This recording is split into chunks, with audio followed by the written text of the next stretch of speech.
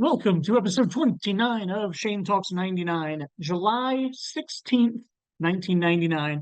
Technically the day of the wider release of the Blair Witch Project, but I used that soft opening day of July 14th so that I could put an episode completely dedicated to that. This episode I've got three movies to talk about. We've got a super terrible crocodile movie.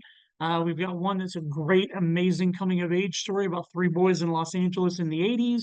And then we've got Stanley Kubrick's final film. So, three movies to cover. Sometimes I talk a lot when it's just one movie. So, I'm going to try to do my best to kind of keep this episode pretty fast paced. Don't know if I'm going to be able to do that, but I don't want to get, drawn out with three movies to talk about. But let's do this. First up is this wannabe garbage, like Jaws type ripoff movie called Lake Placid. Yes, the site of the U.S. men's Miracle on Ice hockey game was bastardized and its name was taken to be used for this movie.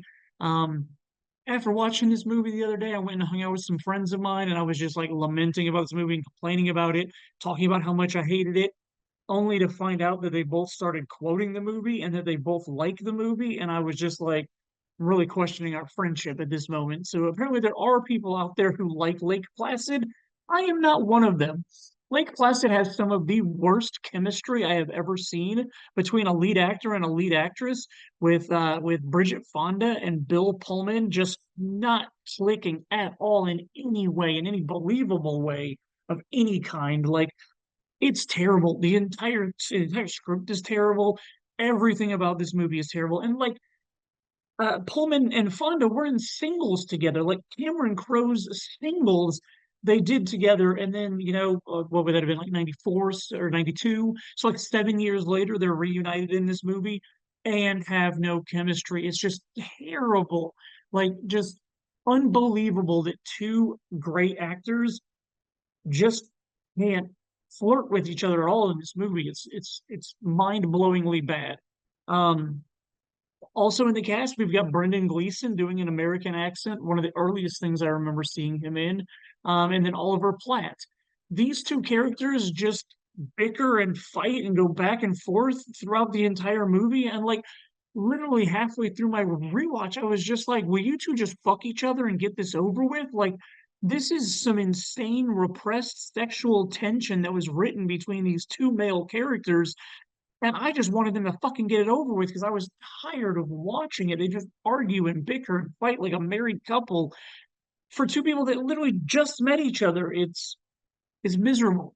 It is so not fun to watch. It's rough. And like the worst part about this movie for me is the fact that it was directed by Stephen Miner.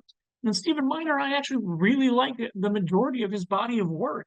Just the year before in '98, he gave us the Halloween H2O movie, which took my love for the original Halloween and my love for Scream, melded them together, updated it. Like, I really enjoy and love Halloween H2O. This guy had also made parts two and part three of Friday the 13th, which are two of the better ones, in my opinion, as far as that franchise goes.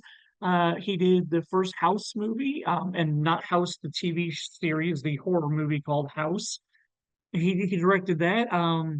He directed the movie Warlock, and then he'd done a couple of episodes of Dawson's Creek. Like, he's he's a good director in my opinion. Like, and he broke into Hollywood. His first ever film job, like major studio, not even major studio, like minor studio role, was he was the production designer for, or not production designer, the production assistant for Wes Craven on his first film, Last House on the Left. Like, that is a hell of a way to get into Hollywood, doing like something with Wes Craven. Like, as far as horror goes, like Stephen Miner knows what he's doing. And like, I don't know if that's why the studio hired him for this, to try to turn this into a horror movie, but like the script was so terrible that like even he couldn't save it. Like, the script was just mind-blowingly like funny at being bad. And like, they obviously wanted you to laugh at this movie because like they threw Betty White in this film. Betty White delivers like the greatest line in this supposed to be horror movie, where she turns and looks at Brendan Gleeson and says, "If I had a dick, this is the part where I would tell you to suck it." And like, I remember being in audiences and getting a huge laugh with that, and I was just like, why are you, why? Why is a great line of dialogue, great line, great to see Betty White say it, but like, why is that in like action-ish, like action minor, horror minor movie? Like, it just, it's so bad. I do not like Lake Placid at all. Not a fan of this movie. The plot is moronic. How all of these stupid characters get brought together, and like just my friends' attempts to change my mind and tell me what they loved about it. Like, stand firm on the fact that this is a terrible, terrible movie. But obviously, there's people out there that like it. There are people that I like, so I have to. I will not oust the names of the people that I know that like Lake Placid, but I do not. I can't stand it. It's not something that I can enjoy in any possible way. How this movie made $10 million on its opening weekend, it baffles me. Like, it baffles me that it ended up with a worldwide gross total of $56 million. Like, and I can't find how much the budget was on this movie, but there's no way it was more than like 5 million bucks. Like, there's no way a studio would give any decently large amount of money to this. And like, if I find out that they did, I'm gonna just be like, my mind will be blown on this because I think it is a.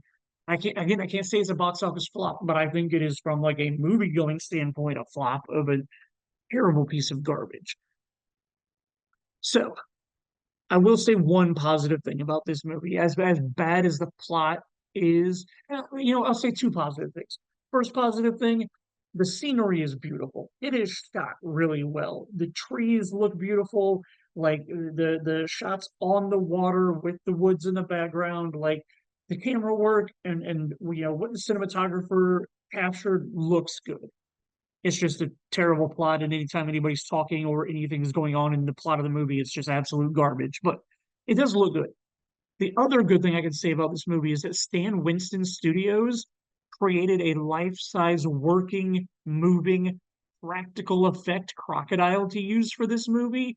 Bunch of hydraulics and stuff like that that could literally be submerged underwater for the shots and effects that they needed, and it doesn't look bad. Like, it doesn't look great, but it doesn't look bad. And some of the close-up shots look like a real crocodile, like look decent, like it was very well presented throughout the course of the movie. And like, I don't know exactly how much CGI was used. There's obviously some CGI. There's an absolutely terrible scene of the crocodile coming up on land, attacking a bear and dragging the bear back into water. That is literally some really bad CGI. Like, 99 level CGI, but like the fact that we had recently gotten the Matrix, like all other CGI from 99 is just so far behind. Um, it's just the crocodile, when it's a practical effect, looks pretty good. The times that I know it's CGI looks pretty bad. But anyway, I digress. I hate the movie. It's not good. It wasn't really worth my rewatch, or the fact that I had to rent it from Apple to be able to rewatch it. But as I've talked about, like, sometimes watching a movie that I hated, my opinion changes over 25 years. Not the case this time. I still hate this movie. It was so bad. Nothing really redeemable in it at all. Do you know what it made more money than in its opening weekend? That's our second film I absolutely love, and that's a movie called The Wood. The Wood on its opening weekend only made $8 million on its way to a domestic total of $25 million. And The Wood is by far a way su- way superior film. And real quick, let's not confuse this with The Best Man, which is very easy for white people like me to do, because in 1999 there were two movies that were both surrounded by like a wedding that was going on in the movie, both mainly black casts. They both involved, best friends and buddies, and they both starred Tay Diggs. So very easy to get the two movies confused, but this is called The Wood. We will get to The Best Man. I think it's in like October.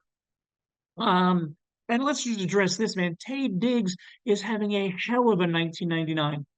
Started off with Go. Now we've got The Wood. We'll do The Best Man in October. Also in October, we have House on Haunted Hill. So like, this dude was hot right after Stella used him to get her groove back. Like, I'm just I'm I'm happy for Tay Diggs. Like, 1999 was a great year for him, and he was, most of all, did really good. Three out of the four movies really good. But until we get to October, let's talk about The Wood and how great this movie is.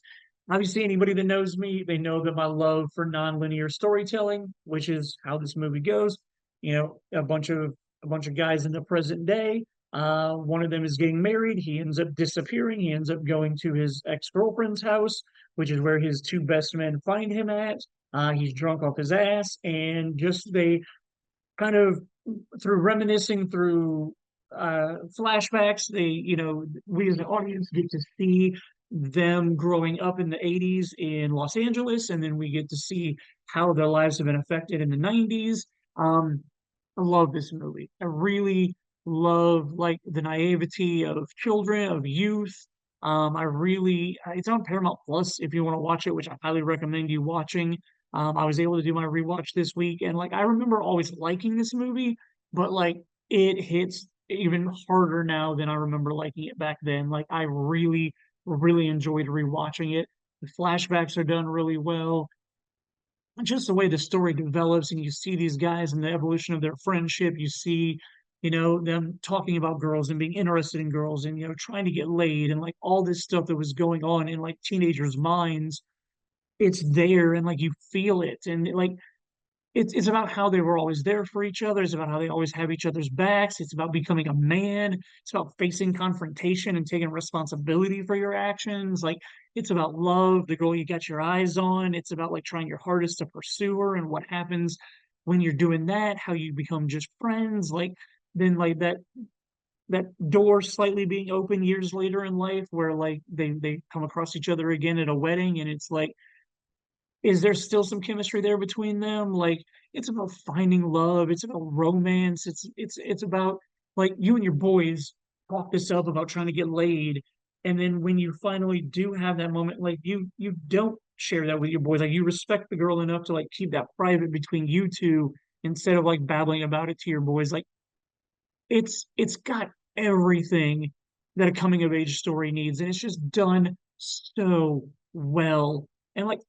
have I mentioned how much I like this movie and how much I really enjoyed rewatching it? Because like all the qualities that I just talked about like come through in the next year's Love and Basketball, which also starred Omar Epps, which also stars Sanan Lathan, who both of them are in this movie as kind of potential love interests, not the same as in Love and Basketball, but like, I mean, their characters are love interests, but we don't get as much of them together on screen in this movie. But like obviously somebody saw the chemistry that they had in their limited time together and decided that they needed to be cast as love interests that, headlining a movie, which is how we got Love and Basketball, and it's just amazing. So this year was, now that I think about it, this year was also good for Omar Epps. Like 1999, he did Mod Squad, which we already talked about.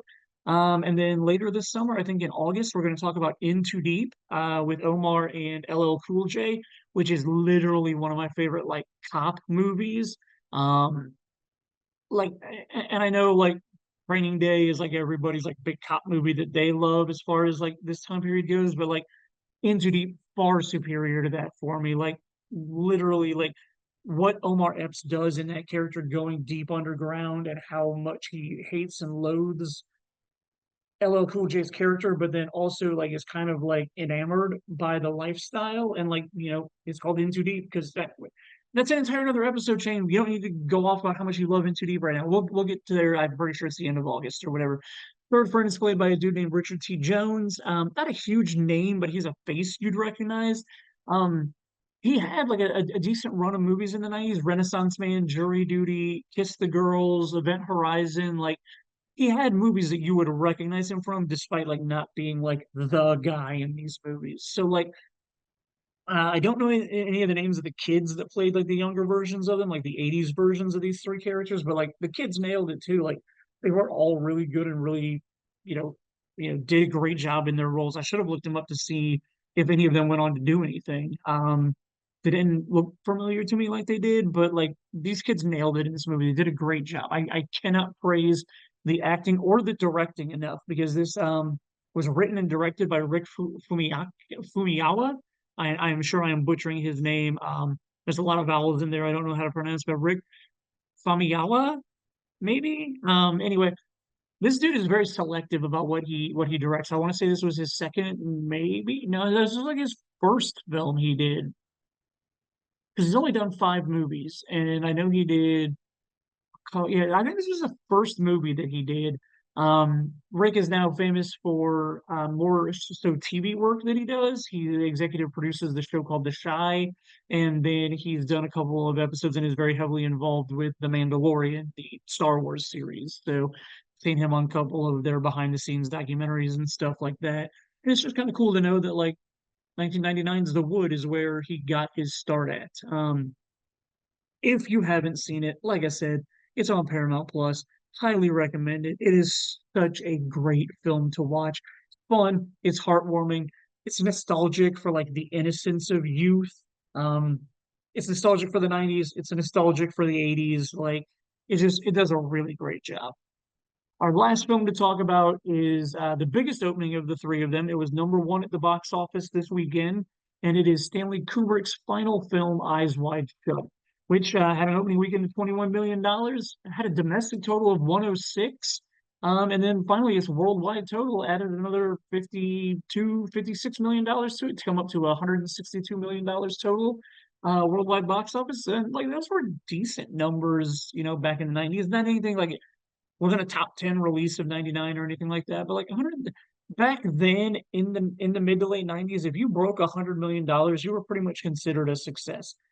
Don't really know what the budget was on this one either, so I can't say if it was a flop or not. I mean, I don't really ever remember Kubrick being like a huge budget guy.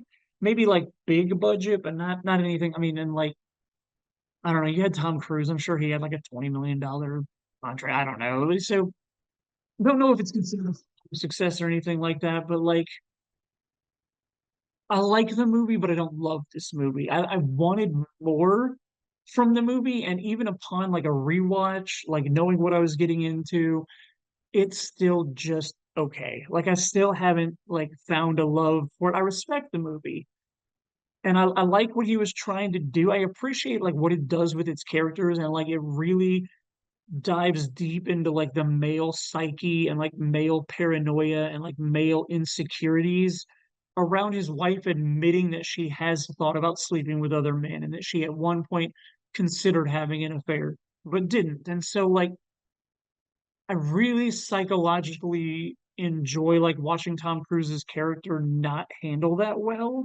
Like I don't know. It's like it's in cinema, like the male characters are always the ones who have affairs, and the women are just supposed to be okay with it when they find out. And like, I'm a man, that's what I do. But like to see kind of the reverse of that, where she is in charge of the situation and like telling him, like, I thought about sleeping with other men, and then watching him just kind of like spiral out of control with that and like kind of go down a path of like how can I go about having an affair? If she's thought about it, I'm the man, I need to go do it. And then like just all this weird stuff happens to him as he's attempting to have an affair. So like I enjoy what it wanted to do. I just didn't really enjoy the journey that it took me on. So like another weird thing happened with me in this movie. So like back in the 90s, when I was working in movie theaters, we would get these little like trifold booklets, and I can't remember what they were called. They were like movie facts. That's what it was called, movie facts.